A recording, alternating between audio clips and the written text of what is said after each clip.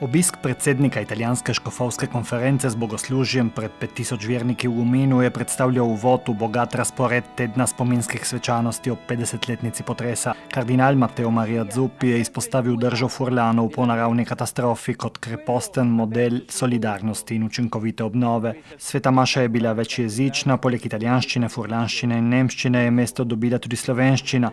Med številnimi, ki so somaševali, sta bila tudi ljubljanski nadškof Zore in celovški škof Markec. Pred mikrofon sta stopila tudi predstavnika naše skupnosti iz prizadetih Terskih dolin. Luisa Kerr je prebrala prošnjo. Zemlja je polna tvoje ljubezni.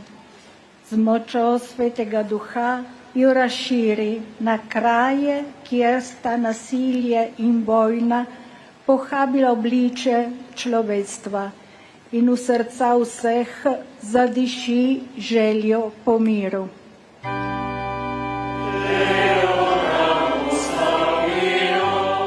Berilo v slovenščini je prebral Igor Černo. Berilo iz prvega pisma apostola Petra. Preljubi, Gospodu stopite, k živemu kamnu. Černo nam je povedal, da so bili v Bardu počaščeni, da jim je videmska škofija zaupala prispevek v slovenskem jeziku.